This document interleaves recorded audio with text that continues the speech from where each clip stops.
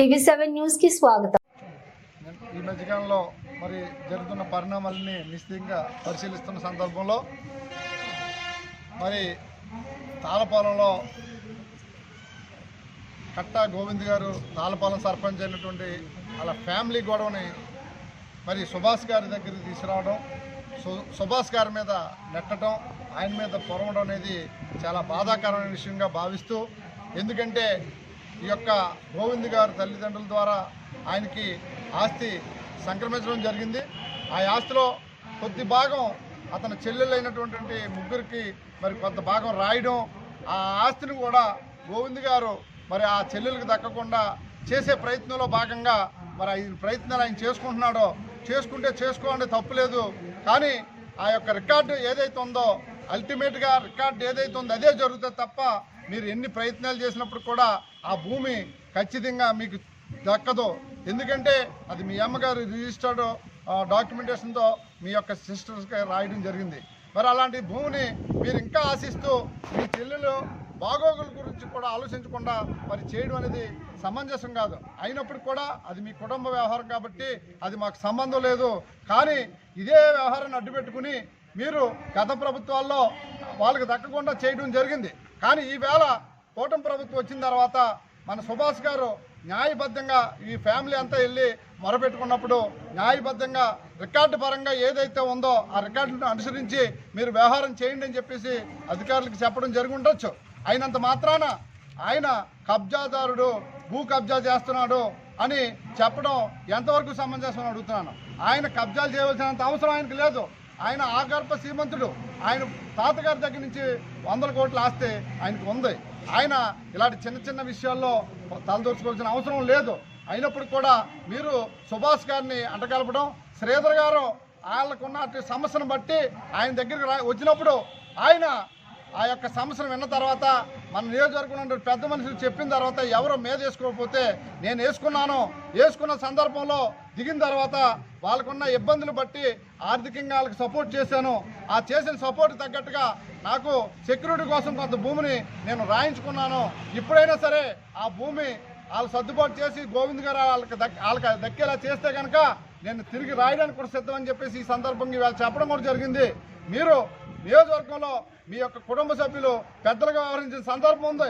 మీరు మీ కుటుంబంలోనే సమస్యను పరిష్కరించకపోతే మరి బయట మీరు ఎలా చెప్పగలరని చెప్పేసి ఈ సందర్భంగా అడుగుతూ, మీరు నిజంగా మీ యొక్క సిస్టర్స్ కోసం ఈ యొక్క భూమిని ఖచ్చితంగా అప్పచెప్పగలిగితే కనుక ఈ యొక్క సమస్యలన్నీ సాల్వ్ అవుతాయి. మీరు పెద్ద మనుషులు తీసుకురండి, మేము కూడా వస్తాం.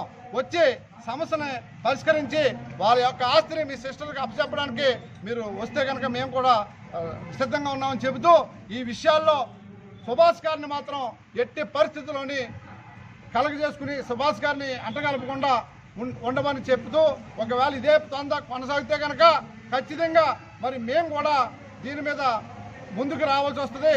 సుభాష్ గారు జరుపుతున్నటువంటి మేమందరం కూడా మీ మీదకి అన్ని రకాలుగా కూడా వచ్చి ఈ యొక్క సమస్యని మీరు ఉధృతం చేస్తాం. ఎట్టి పరిస్థితుల్లోనే ఆయన మాట అంటే కనుక భరించేది లేదు, సహించేది లేదు అని సందర్భంగా తెలియజేస్తాం. అప్పు ఇచ్చి రాయించుకున్నాం. అది కూడా మీ పేరున కానీ మీ కుటుంబ సభ్యుల పేరున కానీ రాయడానికి సిద్ధంగా ఉన్నామండి.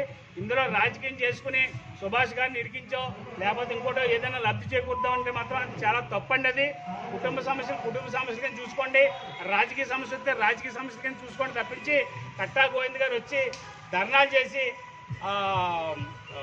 రాస్తారోకోలు చేసి అధికారులను భయపెట్టాలని కూడా ఆయన చూస్తూ ఎన్నో రకాల ఇబ్బందులు పెట్టాలి.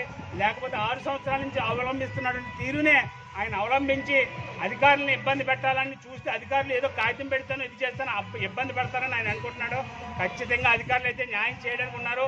మేము కూటమి సభ్యులు కానీ జన సైనికులు కానీ అలాగే కోరుకునేది ఒకటేనండి, కట్టా గోవింద్ గారు 6 సంవత్సరాలు వైసీపీ ప్రభుత్వం ఉంటుండగా ఆయన 5 సంవత్సరాల్లో కూడా ఆయన కుటుంబాన్ని చాలా ఇబ్బందులు పెట్టారు.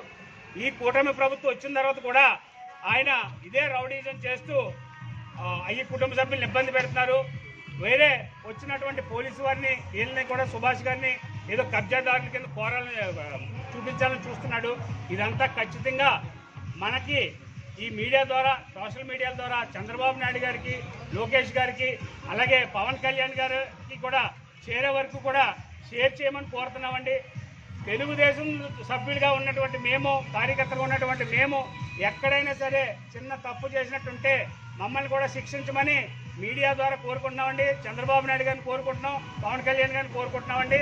అలాగే ఈ వైసీపీ ప్రభుత్వం పోయినా కానీ ఇంకా పెట్టలేకపోతున్నటువంటి మేము అధికారంలో ఉన్నామనో, లేకపోతే ఇంకా అధికారంలో భ్రమణ తొలకకో, లేకపోతే పాతగా ఉన్నటువంటి పోలీసు వారి సహకారంతో పెట్టలేకపోతున్నటువంటి వైసీపీ గోండాల్ని, అరాచకాల్ని అరికట్టమని చెప్పేసి చంద్రబాబు నాయుడు గారిని, లోకేష్ గారిని, పవన్ కళ్యాణ్ని కోరుకుంటూ మీ కార్యకర్తలుగా మేము ఏ తప్పు చేయలేదని చూపిస్తున్నామండి.